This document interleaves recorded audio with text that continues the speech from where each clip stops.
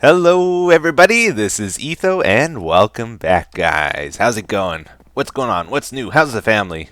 Things good with you? Mm-hmm. Mm-hmm. This is a really jerk thing, but whenever someone asks me like, how's your life? I always say better than yours. No, I don't always say that. I rarely say that. I want to say it all the time, but it's such a jerk thing to say. It's kind of a bad joke. But yeah, guys, we are here at the Flower Forest base thingamajig. Whatever it is. Oh, is this going to work? It's been a while. Oh, I did it. Look at this. Okay, I don't actually want to go up there, though. I want to go down here. Woohoo. Yeah, so we're here, guys. The reason we are here, I really want to make a flower farm today here. Flower Forest is like the only place you can get most of the flowers. And I want the flowers. I want the tulips. I want the azure bluets and the onyx daisies. No, I don't know what I'm saying. What are they called again? Onyx daisies? Mm-hmm. Oxeye.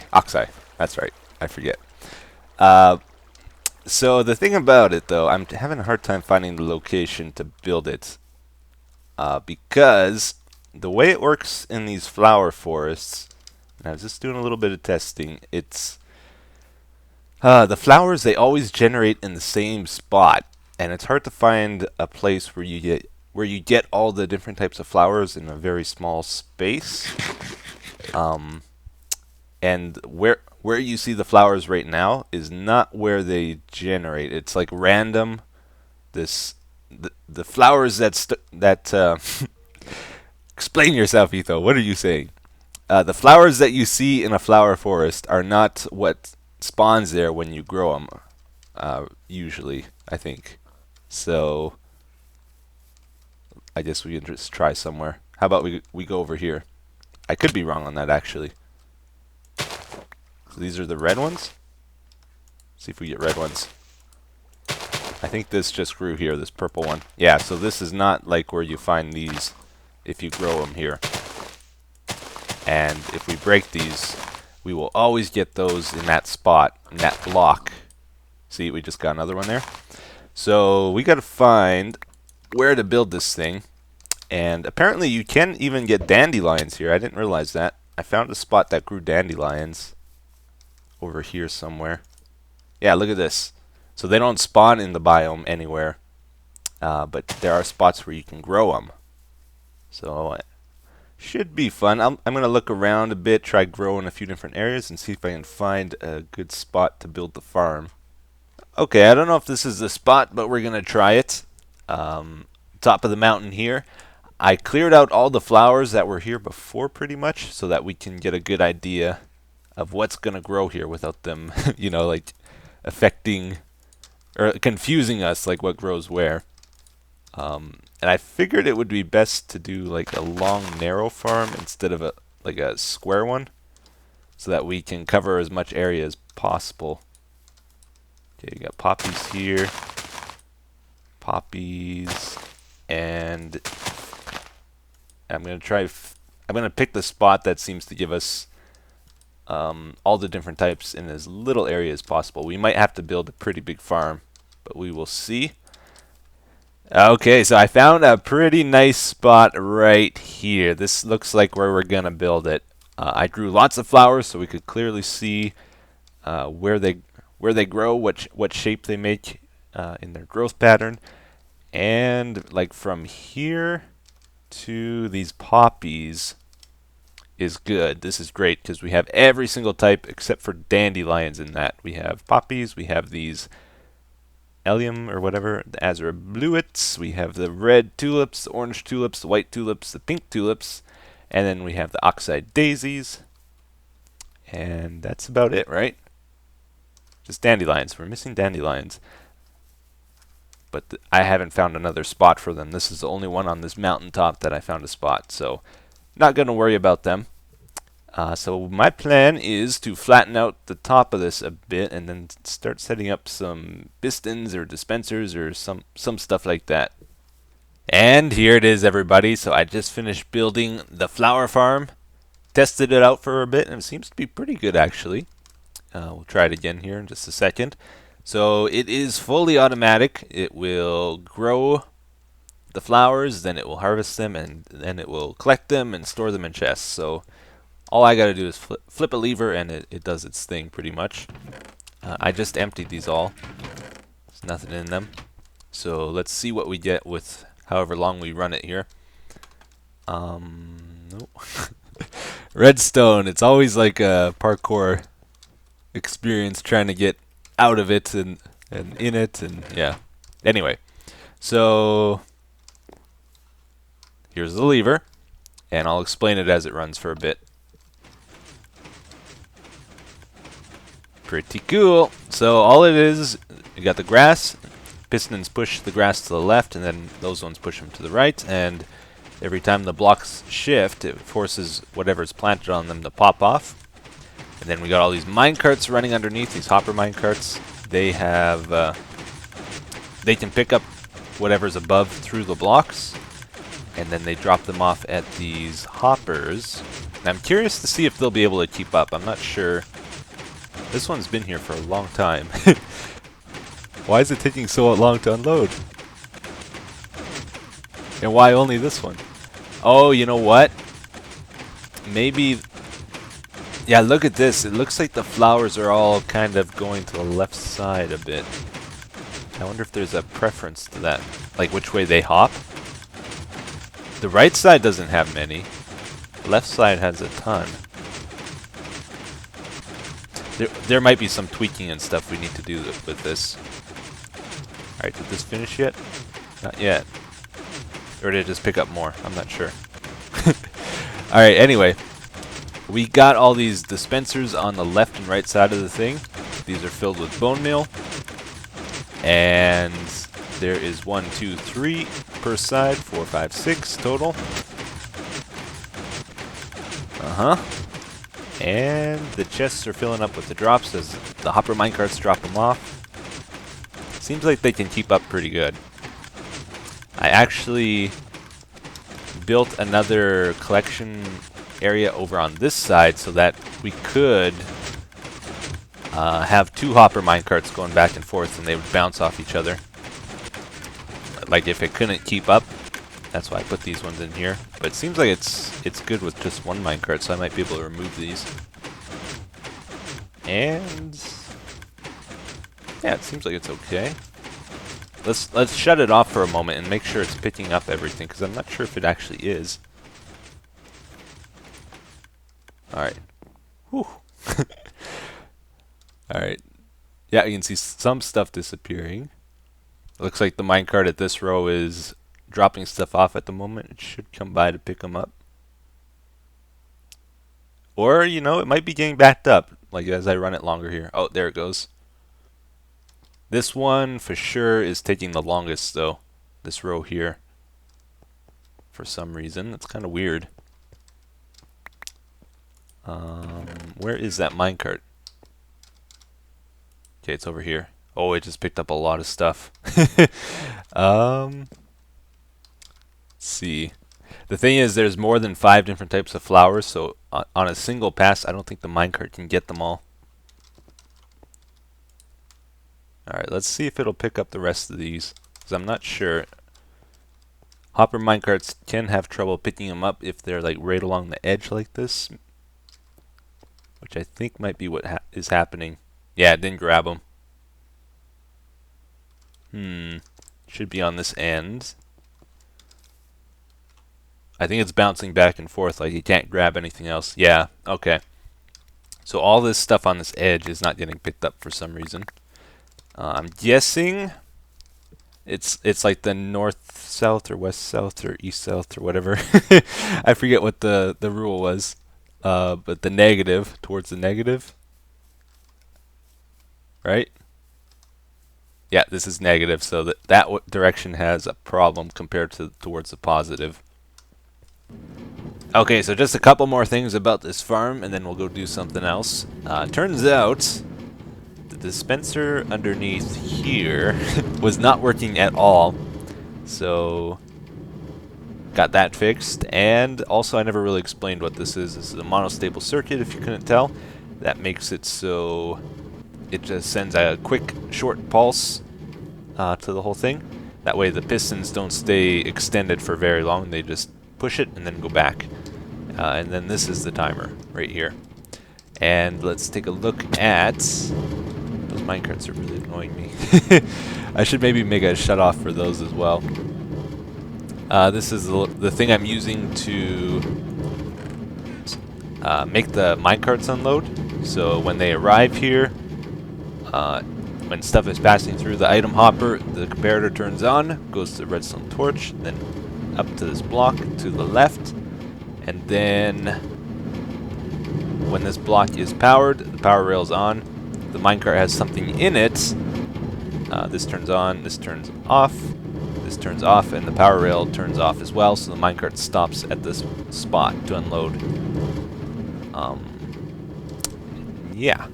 So that's about it. Oh yeah, and this is what we got for running it. This is like 2 minutes of running. The sad thing about this farm is it's like too good. It's too good. It's kind of fun to watch it do its thing here, but we have enough flowers already that'll probably last forever. There's definitely a preference towards the pink tulips, although one of the dispensers wasn't working, so yeah, like in this area here, it looks like there's red and orange tulips there, and maybe some white ones that we weren't getting. But yeah, pretty cool. The reason I built this, by the way, I was like walking around the surface of like above the man cave, and I got to thinking, you know, just if I put some flowers around here, some bushes, it would start to look a lot nicer. And it's like I don't have any flowers, so that's why I built the farm here. So maybe we'll start adding details to the surface of our world a little later. Try to make things look nicer. Oh yeah, and I let this thing run, and it ran out of bone meal, and all the ones that were on that left side, they kept bouncing off, and then eventually they all got picked up too, so it wasn't a problem. What? Stop! Who? No! Well, he just died. How did he get his head? Oh, no, you don't run out. No, you don't. Nope. You can twirl all day. I'm not letting you out. I just can't stop by here to try to find some snow, and I guess they're dying. In blocks. Alright, come on. I gotta put this here. Get your ugly nose out of the hole.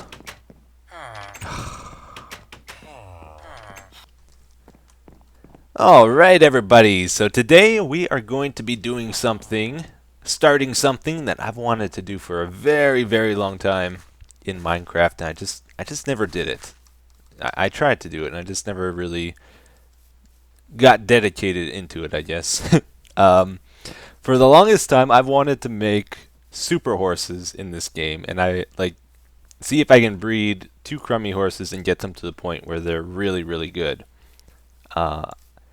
This is something I sort of tried to do on the Minecraft server originally, but the idea just never really worked out because I couldn't test things accurately because of little bits of latency and whatnot. But in my single player world here, it should be pretty easy. 2, 3, 4, 5, 6, 7, 8. 2, 3, 4, 5, 6, 7, 8. So basically, if you guys remember, I'm setting up the jump wall that I had on the Minecraft server, where we can test the different heights that the horses jump. And my strategy, my plan to this whole thing is to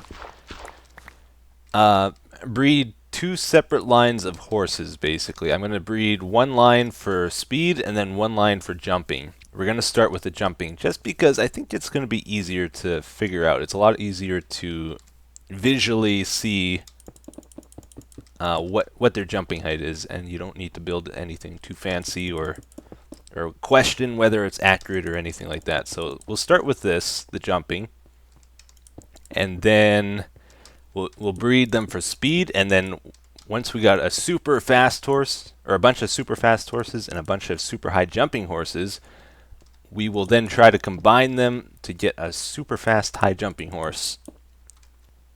Yeah, I think I'm doing this right. These snow slabs, these are really important. I'm using them because they allow us to go by eighths of the block, which is about the highest accuracy you can get in Minecraft for vertical height. So it says 68.0. Every slab adds a 0.125 to the block height with this setup. So we should be able to figure this out very accurately.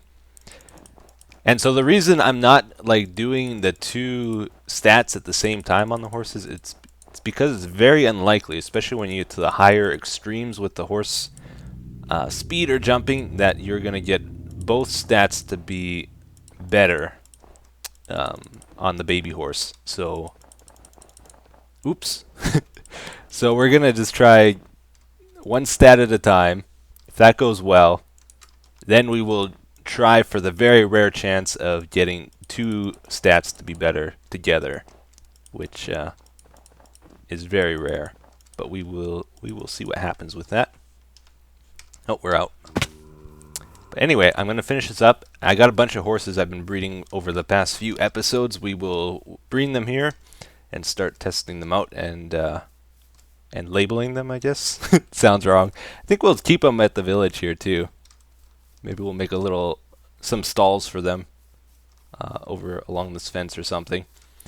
But actually, the reason I built the gold farm originally was for this project. I wanted the gold farm for golden carrots so that I could breed them easily.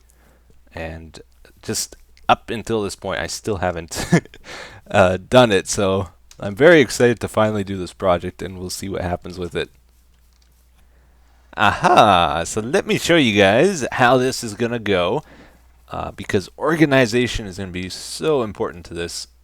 If we don't keep track of the horses and their jumping heights and all that, we will never figure it out. So all along the back wall of this village, I set up like 40 stalls or something crazy, which we will store the horses in according to their jump height. So I got it written on the back here what their jumping height is. I moved all the horses over here from the man cave, all the ones that we bred with Zenith and my super horse. So these are like the best horses I can get, and we're going to start off with them. So basically, we just got to go up to our wall here, start categorizing them, and drop them off in their stalls. I got labels on the wall here. Let's see what this guy can do. This guy is not going to last long. Unfortunately, pretty much every horse that we breed in this project is going to get killed eventually. If they're good jumpers, it will just take longer before they get killed, or before they get the axe. Alright, I think he's below average. If I remember right, 3 was the average for horses. Okay, he's getting there. He's almost a 3. Oh, he's very close to 3. Can you do 3? Oh, he's just short, so he's just slightly below average, I believe. So he's a 2.8 something another. So let's go ride him off to his stall. And I'm going to be doing that with all these guys, and then we're going to take our 2 best ones and work off of them. So let's see, 2, just under 3, right? Yeah, so he would go in this stall here. Can he make it over the fence even? Just barely. Alright, cool. So let me diagnose the rest of our horses here. I think there's about 10 or so, maybe a little less. So here we go. This is what we ended up with. And all these horses, they had the same parents, but there's variations within them with their jumping heights by quite a bit. So the best guy over here is 3.375, and then we have 3 here at 2.75. So there's a bit of variation there.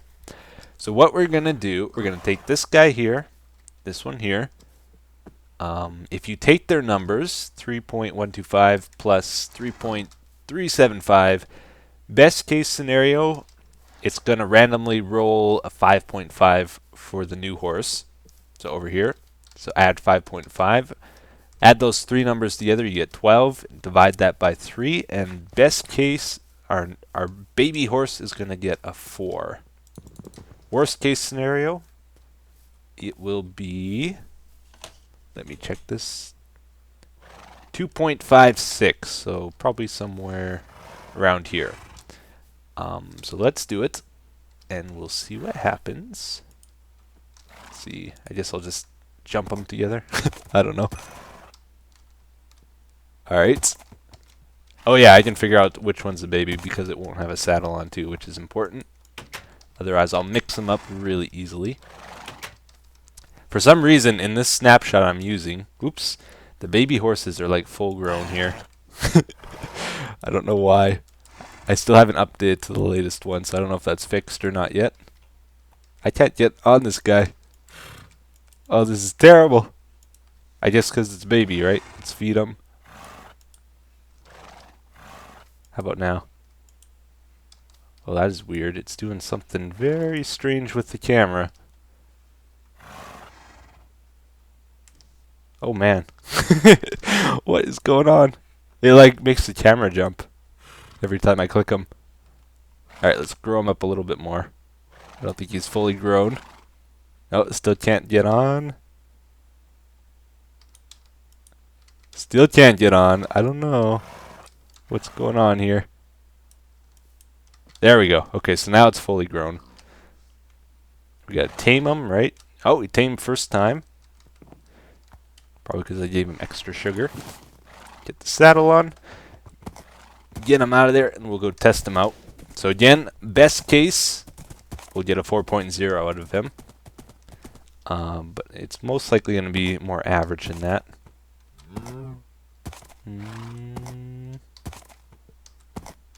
Okay, it's not terrible. It's not terrible. It's 3.25 there. That's pretty good. Let's try here. Oh, I think that might be it. Try one more time. Yeah, so it's a 3.25. Which, let's go back there. I can't remember. I think that's better than what it could have been. Better than, like, the average between the two. Yeah, I guess it's right between them, right? Alright, so next time we will breed this one with this one, and eventually we will slowly work our way up here. And that's why this is a long-term project, because I can't just like breed this guy with this one right now. We gotta wait 10 minutes or so, and yeah. So it might take a while to finally get to the end here, but it should be fun. We'll do little updates of it as I go. Well, aren't you an interesting one? Is this what you like to do on your spare time? Some kind of game, maybe? Alright then. Nice talking with you. Alright everybody, so I couldn't just end it there. Like, this is a project I've been wanting to do for a long time, and I just kind of been semi-AFK here. I've been playing on the Minecraft server while breeding the horses in my single player. Dual Minecraft efficiency, I tell ya. That is the key. So been getting lots of horses. It was going really quickly at first. Like, we got to, I think around here, the 3.625 horses. Hey, creeper. And then I kind of hit a brick wall. Like, they didn't really want to get better. Like, very slowly I got them to the 3.75, and then I bred them like 6 or 7, maybe 8 times. And finally got a 3.825, but we haven't hit the 4 block thing yet. But it is going okay.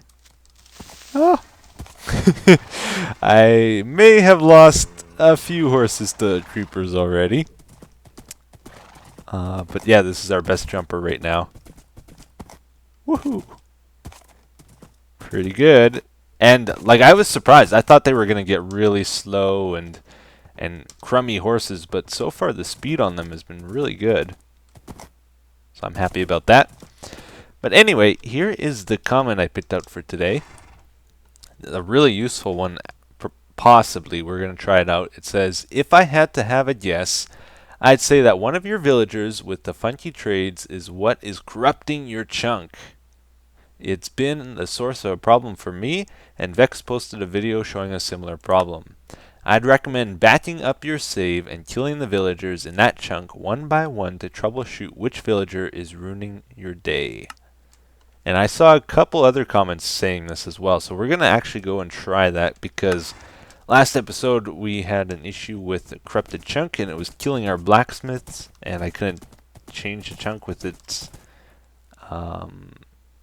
without the changes being saved. So I'm gonna make a backup. We'll head over there and we'll start killing some villagers. So the villager in question is this guy here.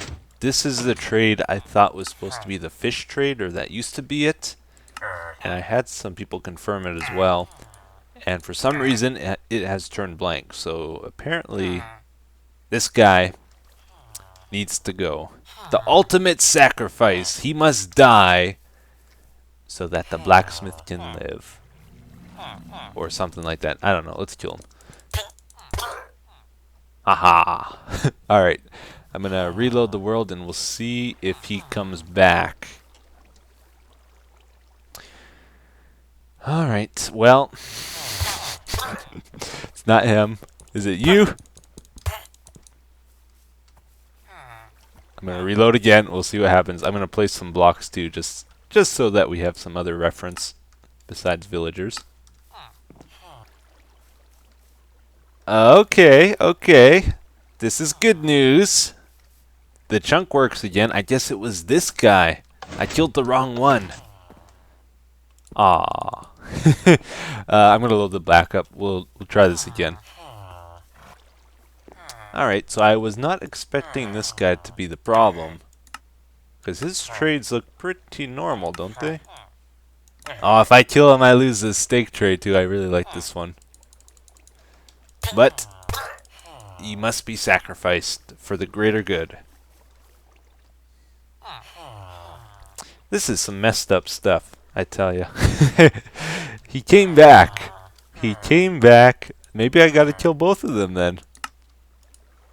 Just gonna place these again. I'm gonna kill him. Try reload one more time. Nope. Okay. Well, I guess we gotta kill both of them then. It's the only way. Yep, that fixed it. So I guess they both had a problem with him that was corrupting the chunk. And now that they're both gone, we have no problems. So that's good, right? Kinda sucks we just killed like two of the oldest villagers we've had in our world, but I don't know. I think the trading didn't quite work properly with them anyway, so I guess we'll get new villagers. I'm wondering maybe we should redo this even. I know it's an old part of the world, but what do you guys think? Should I try update this? Like currently in the new trading system there's 11 different types of villagers. So maybe we could like add more spots. I don't know. Let me know what you think. And we might go through with that. Or I'll just, if not, I'll just go get some other villagers and fill these spots with them. But yeah, that's going to do it. Thank you for the comments. And comments, guys. Much appreciated. If you missed it, I have my internet back if you didn't watch my Terraformacraft episode. So all is good in that department. I'm able to record and upload normally. For now, anyway. Until the next problem. So, yep. Thanks for watching, guys. I'll see you in the next one. Bye-bye.